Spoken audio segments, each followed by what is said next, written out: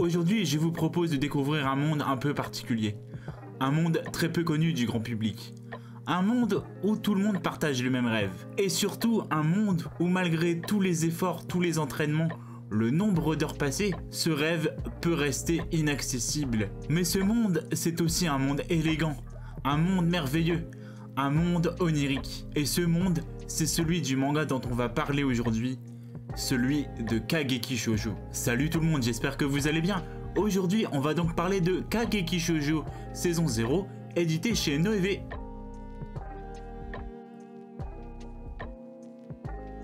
L'Académie Kooka est entièrement dédiée aux arts de la scène, où chacune des filles est donc triée sur le volet. Elles y apprennent rigoureusement le chant, la danse et l'art de la scène. Et si ces filles veulent tout intégrer cet établissement centenaire, c'est bien évidemment pour devenir l'étoile de la troupe Kooka. Nous suivrons plus particulièrement Ai Narada, une ancienne idole désabusée, androphobe et taciturne, ainsi que sa camarade de chambre, Sarasa Watanabe, une jeune fille enjouée et dynamique qui elle n'a qu'un seul rêve, celui d'incarner Lady Oscar au sein de la fameuse troupe Kooka. Alors, avant de commencer à véritablement donner mon avis, je vais répondre à une question que vous vous poserez peut-être. Pourquoi est-ce que le titre porte la mention saison 0 et pourquoi est-ce que le titre est un tome double? Eh bien, tout simplement, c'est une histoire de magazine de prépublication. A l'origine, Kageki Shoujo était publié dans le Jump Kai, jusqu'en 2014 lorsque le magazine cessa d'être publié.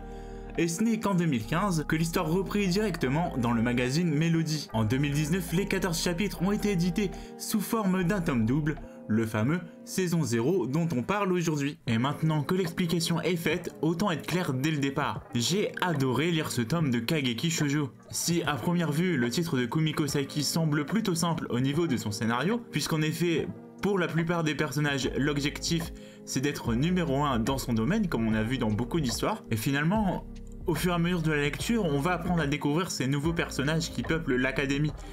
Et on va se rendre compte que finalement, l'histoire est beaucoup plus complexe que ça. Parce que Kumiko Saiki va nous faire passer du rire aux larmes à la stupéfaction. Le tout avec une aisance assez incroyable qui fait que la lecture est un peu comme un tour de montagne russe où l'on sait jamais ce qui va se passer. Si l'on sourit lorsque l'on voit Sarasa référencer le Jump et Jojo Bizarre Aventure, on rigolera tout de suite beaucoup moins lorsqu'il s'agira d'aborder le harcèlement, scolaire ou non, mais aussi la boulimie ou autre tare du monde du spectacle. Le monde du spectacle, mais aussi le monde du divertissement japonais en général. Grâce à toutes ces thématiques abordées avec aisance, Kumiko Saiki nous propose dans Kageki Shoujo des personnages féminins forts, très intéressants, mais aussi très faciles à suivre. Au point que finalement on aura un petit peu sa préférée. Le tout, que ce soit les personnages ou les dessins, sublimés par un dessin dont on parlera un peu plus en détail plus tard. Parce qu'il va être temps de parler du point central de l'histoire de Kageki Shoujo, l'Académie Kooka. Si vous ne le saviez pas, Kumiko Saiki, afin de créer l'Académie Kooka, s'est inspiré d'une institution japonaise, la compagnie théâtrale Takarazuka. Et ce qu'il faut savoir, c'est que cette compagnie théâtrale n'est composée que de femmes à 100%, et où l'on y distingue deux rôles, l'Otokoyaku, le rôle masculin principal, et le Musumeyaku, le rôle féminin principal. Ces deux rôles ont une incidence particulière sur les actrices, mais j'ai pas ça volontairement parce que je suppose que ce sera abordé dans Kageki Shoujo. Mais au fait, quel type de pièces sont jouées par cette compagnie? Eh bien, en faisant des recherches, j'étais passablement étonné, parce que je m'attendais à ce que ce soit des pièces avec une certaine aura, des thématiques sérieuses, des histoires sérieuses, des drames, comme dans Lady Oscar, avec un peu de romance. Mais je m'attendais pas à ce que des pièces comme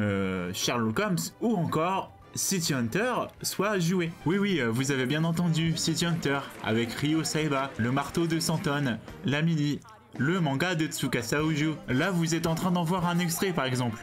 Mais si vous voulez plus de détails, je vous invite à aller sur la chaîne YouTube de la compagnie. Il y a pas mal d'extraits de ce qu'ils font avec plusieurs années différentes et je trouve que c'est plutôt intéressant de voir à quoi ça ressemble. Et c'est aussi ce qui me fait d'autant plus aimer Kageki Shoujo, c'est de connaître l'envers du décor de cette compagnie théâtrale, de savoir tout ce que ces femmes ont traversé, de bien ou en mal, toutes les difficultés qu'elles peuvent subir, et je trouve que c'est plutôt bien traité. Bon, je n'ai aucune référence, mais je trouve que justement, le côté difficile du chemin à parcourir est très bien retranscrit dans l'histoire. Et maintenant, parlons enfin du dessin. Un dessin qui est vraiment le dernier atout du titre. Un dessin à la fois simple, élégant, mais un véritable plaisir pour les yeux. Un dessin qui représente à la fois l'élégance que se doivent d'atteindre ces jeunes femmes, mais aussi un dessin qui représente la dureté de l'épreuve qu'elles doivent subir. Un dessin qui n'est pas sans me rappeler Lady Oscar justement. Et je pense très certainement que c'est voulu de la part de l'autrice. Il ne sera pas rare au cours de la lecture d'être subjugué par certaines planches, en bien ou en mal, ce qui prouve que le dessin colle parfaitement à l'ambiance voulue par l'autrice. Clairement ici je vais être dithyrambique, mais le dessin de Kumiko Saiki est clairement incroyable. Une véritable parenthèse onirique. Une parenthèse onirique mais pour un rêve difficile à atteindre. En guise de conclusion, je vais donc me répéter. Mais pour ces jeunes femmes fortes et intéressantes, pour son histoire captivante, que ce soit dans les sujets les plus légers ou les plus graves, ou que ce soit pour son dessin simplement magnifique, transpirant l'élégance et la beauté, j'ai vraiment adoré Kageki Shoujo, et je vous recommande très clairement de le lire. Kageki Shoujo, c'est une excellente œuvre de Kumiko Saiki, éditée chez Noévé Graphics. Quant à moi, j'aimerais d'abord vous souhaiter la bonne année, vous dire à la prochaine pour une nouvelle vidéo.